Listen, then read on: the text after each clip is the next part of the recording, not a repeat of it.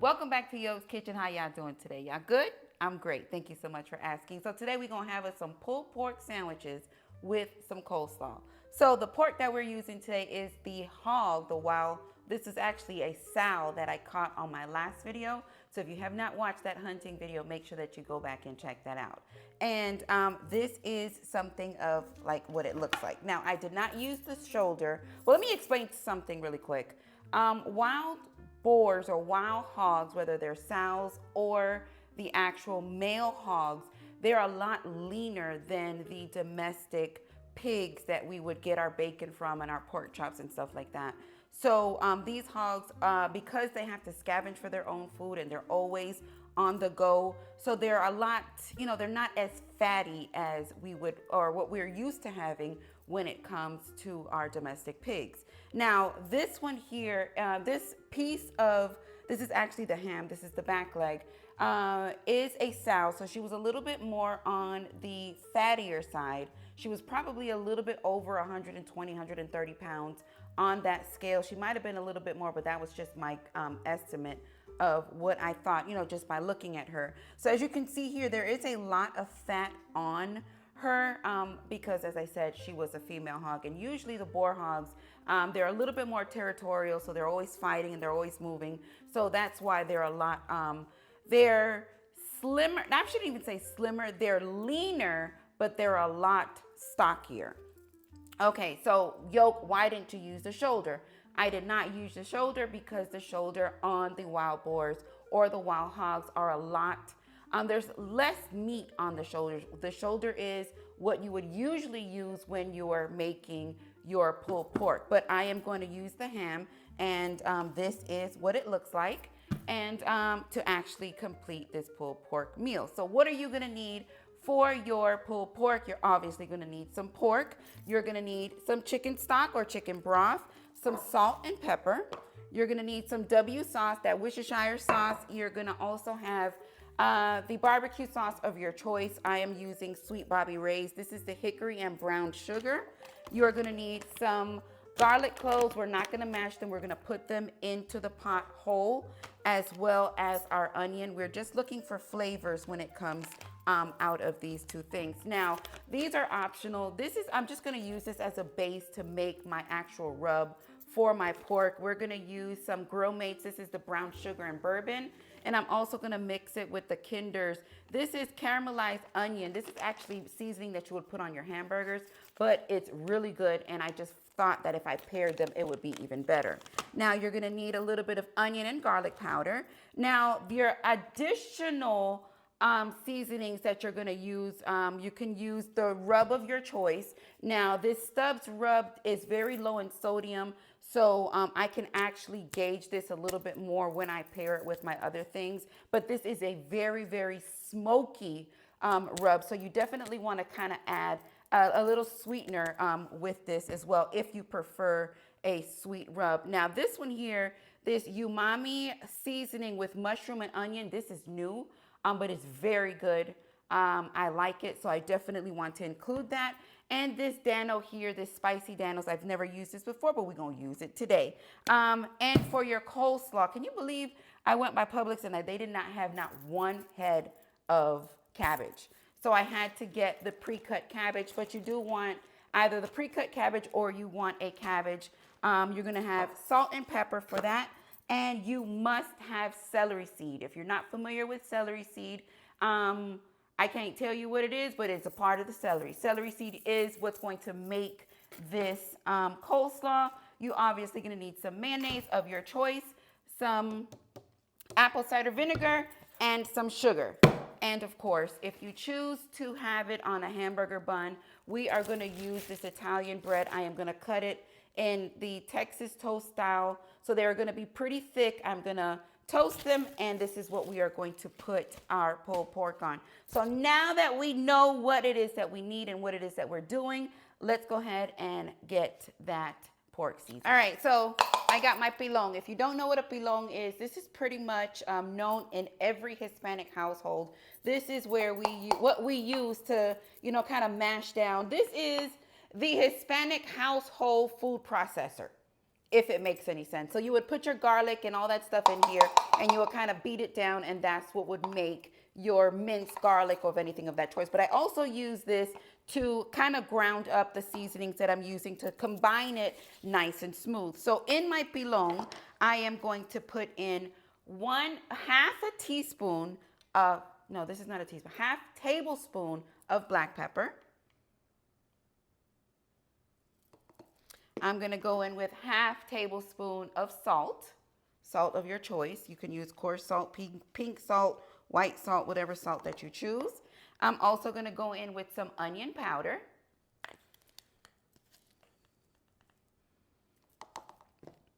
Some garlic powder. Now I am going to add in or begin my flavors with the rubs of your choice. You don't have to use the rubs that I'm using. Whatever rubs that you enjoy most, you can use. We're going to go in with the stubs. Also, a half a teaspoon or half a tablespoon, I'm sorry. We're going to go in with that umami. This is mushroom and onion, also half a tablespoon. The Dano spicy, also half a tablespoon. And I am going to use my packages that we discussed. Now this is the Kinner's caramelized onion, kind of used for hamburgers, but it's really good. And I am going to use it on my pork. So I'm going to go in with not the whole packet. I'm also going to do a half a tablespoon of this as well. And gauge it, you know, for your flavor once you ground it up together and see, you know, if you need more or less, or you know, something a little spicier, something a little sweeter. You can pretty much gauge it that way. And we're going to use that Grill Mate. This is the brown sugar bourbon.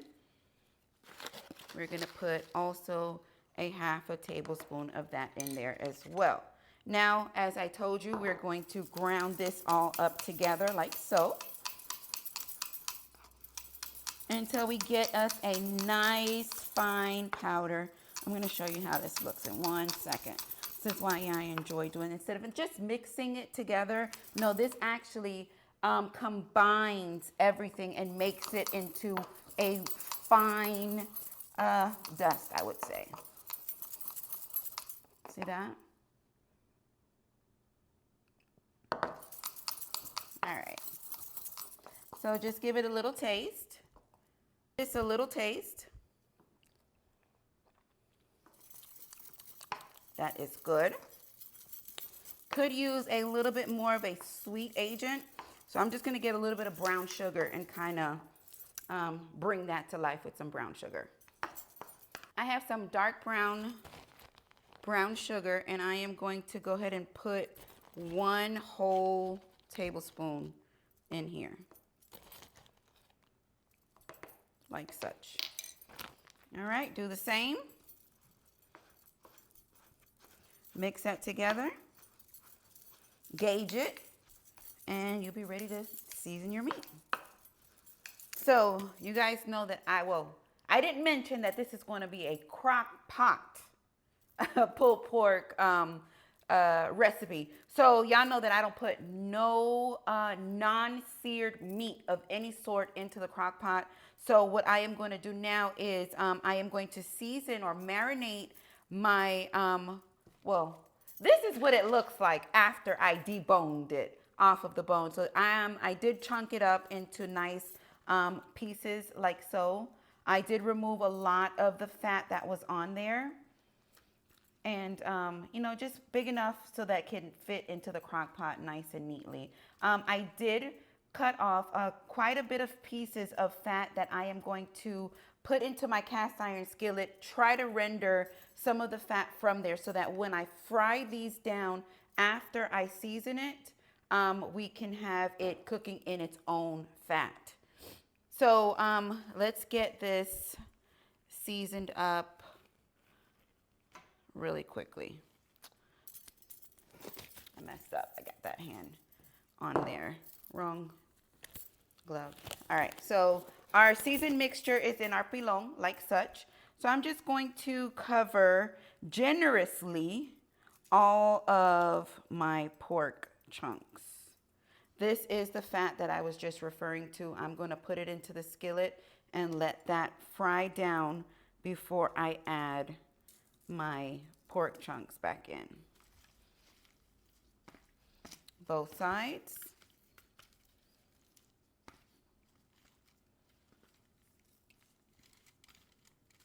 Now, hog meat can be very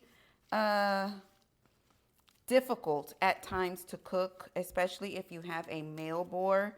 That is something that you want to make sure that you kind of let soak, if you're going to let it soak in a mojo, in a buttermilk. Some people orange juice, Coke. Everybody has their style of actually soaking out or trying to get that gaminess out of the pork. So whatever it is that you choose to do, so at least for 24 hours, let it soak either on ice or the concoction that you use. This is a sow. She's not stinky, so hopefully she will be pretty nice eating. I will let you know for sure when I'm sure she is, because she has no scent to her. All right, so just rub that down really nicely. You can use it all. You're gonna just go brown it on all sides in your skillet, and sear it really nicely before you put it into that crock pot.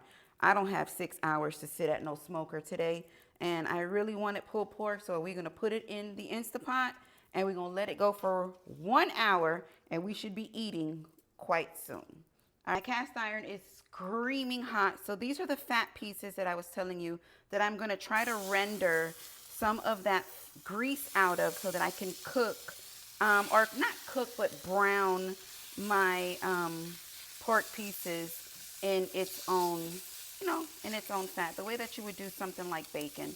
So let's see how that works out, and I'll let you know.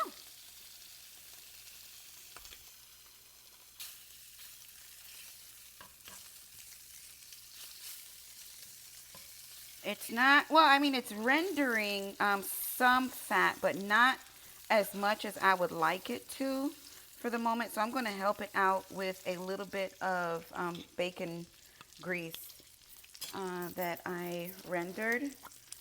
So we're just going to give it a little boost with some of this bacon fat.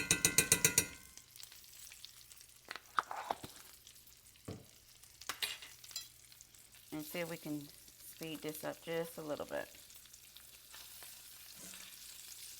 All right, I got my bacon fat melted, and I'm going to keep these pieces in here just for flavor.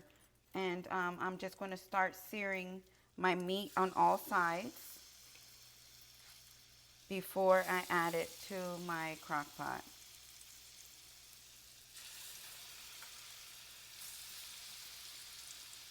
And I'm going to do this with all of my pieces before I put it in there.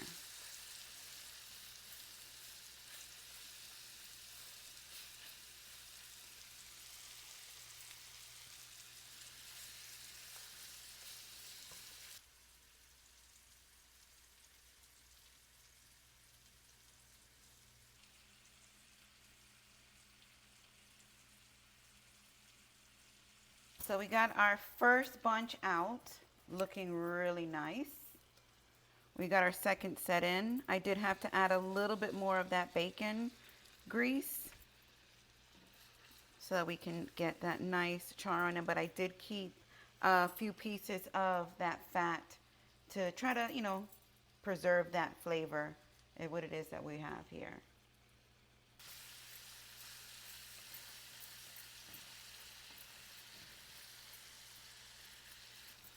So our meat is seared. I am going to take this out of the skillet, and we're just going to set it aside for just a moment until we deglaze our pan. You don't have to cook it all the way through. You just want to put a sear on it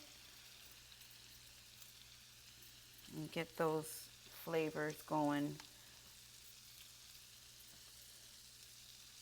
on that meat. All right, so this is our fatty pieces. I'm just going to set these aside. I'm just going to put them right in my little coaster here. All right, so in our skillet, I am going to add a couple cups, or probably just a cup of chicken stock, just to start that deglaze process on our skillet. I'm just going to rub all of that stuff up. Just keep rubbing it until everything comes up. Before you add anything else, you just want to deglaze your pan. Okay, now that this is deglazed and we have all those drippings up into our chicken broth, I am going to add in some W sauce. Just a few squirts. Some W sauce and the barbecue sauce. So again, your choice, whatever type of barbecue sauce you choose is what you use. We're going to add in about a cup of barbecue sauce as well. Like such. Give that a mix. Now this is your base for your pulled pork. So when you add this into your crock pot or your Instapot or whatever, this is what you are going to pour on top of your browned meat, whether it's beef, pork, chicken, whatever it is that you're using. This is what you are going to pour on top of your meat. So this is how our pork chunks is looking. Looks like you can eat it now. Looks really good. All right, so we're going to add this to our Instapot. We're going to line the bottom with the meat.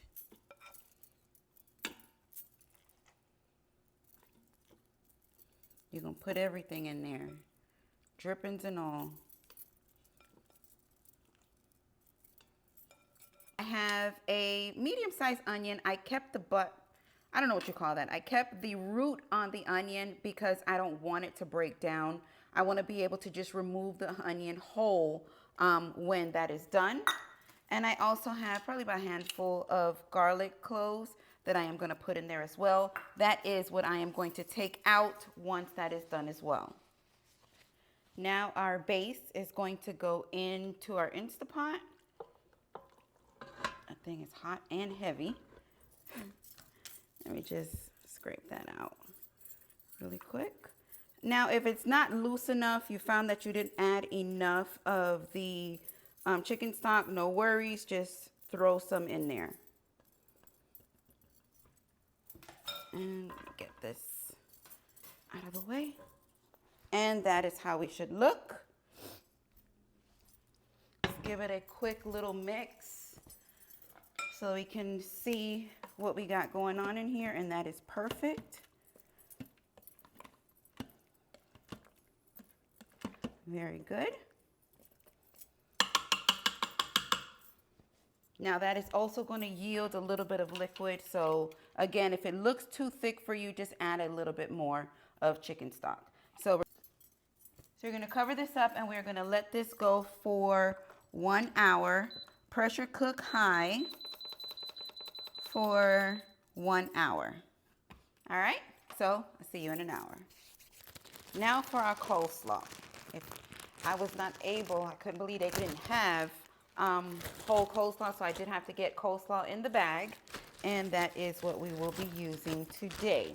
So you can use, we're going to use half a bag of this coleslaw mix. This has red slaw and carrots as well.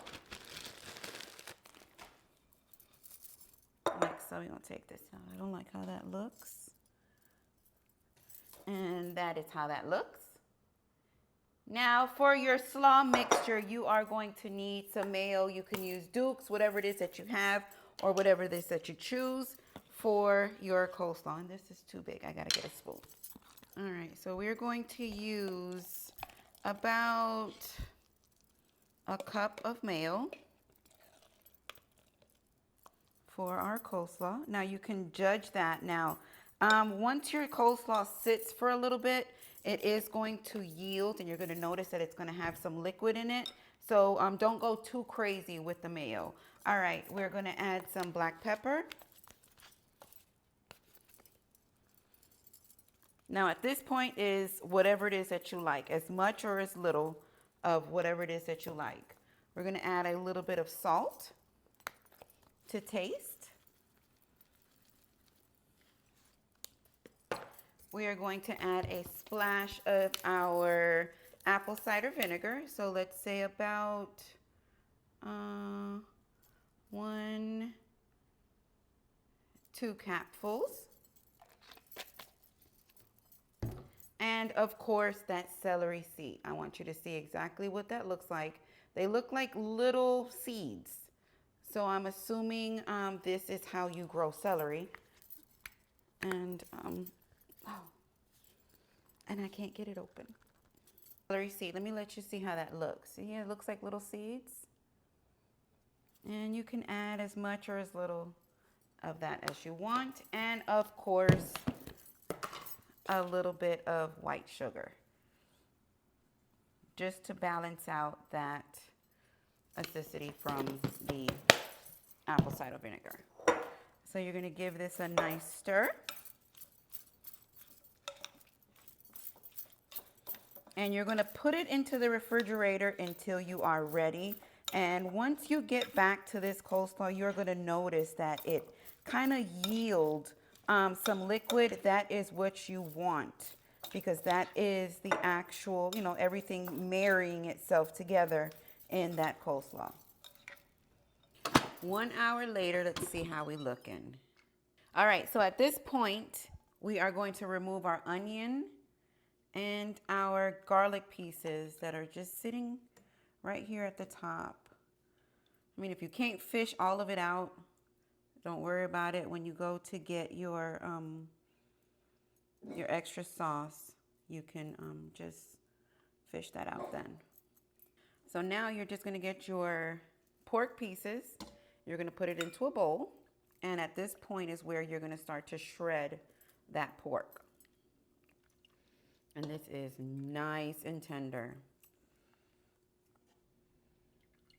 Look at that. This is great. Okay, you want all your pieces.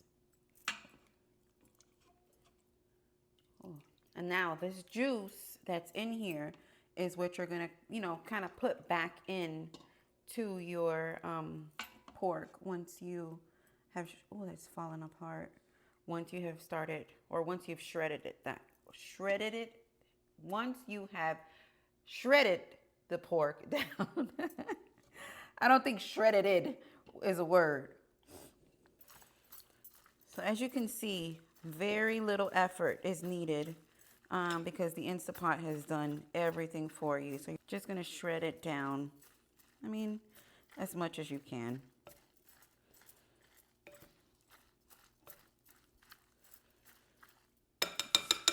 I'm using the forks just so that I can make it, you know, a little finer than what those tongs were doing.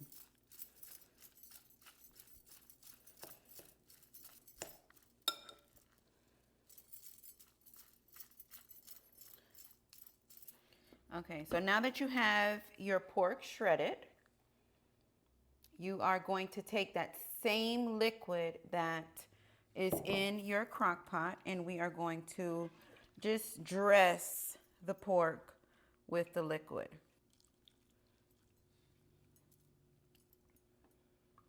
And as much as you like, if you like it to be real saucy, taste it. If you want to add more barbecue sauce, you sure can.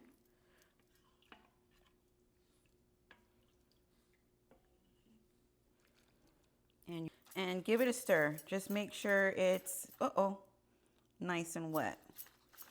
So as far as it's looking now, I'm going to add just a little bit more to it.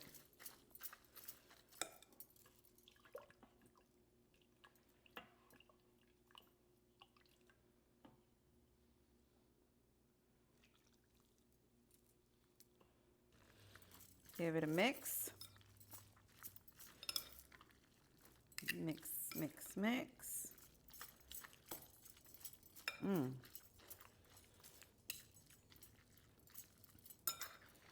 That. Okay, so here is our coleslaw. Looking good as ever.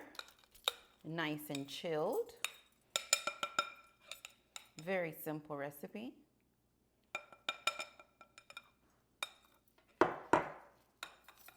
Our pulled pork. Nice and juicy. And we have our toasted French bread. So I am going to build this sandwich. I'm going to put a layer of pulled pork on here. Ooh. That looks amazing. I'm going to put a little bit of that coleslaw right on top of that.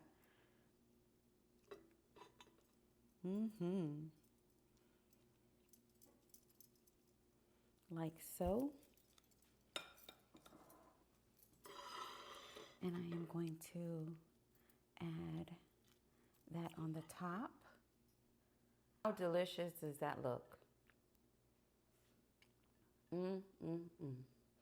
So we have us a wild sow. So the sow is a female wild hog pulled pork sandwich with some homemade coleslaw. Let's take a bite. So that's nice and crunchy. Wait, I should have cut it.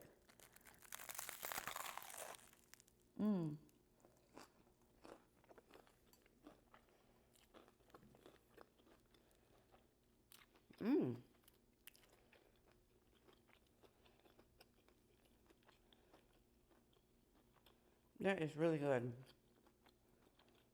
Wow. Not that I was expecting anything else, but as I was telling you, that wild boars can have a very funky, gamey taste. You have to really know how to, draw that taste out of them. But being that this one was a female, has a very nice, mild flavor to her.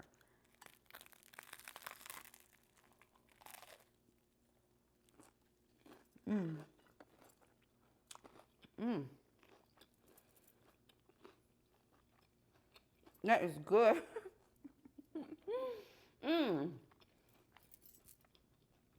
So Yoke Gang, listen, if you have not yet checked out www.yokegang.com, make sure that you do pick up a t-shirt or patch, support the channel. Thank you for supporting the channel just by watching this video. So y'all already know I love good food, but I love y'all for life.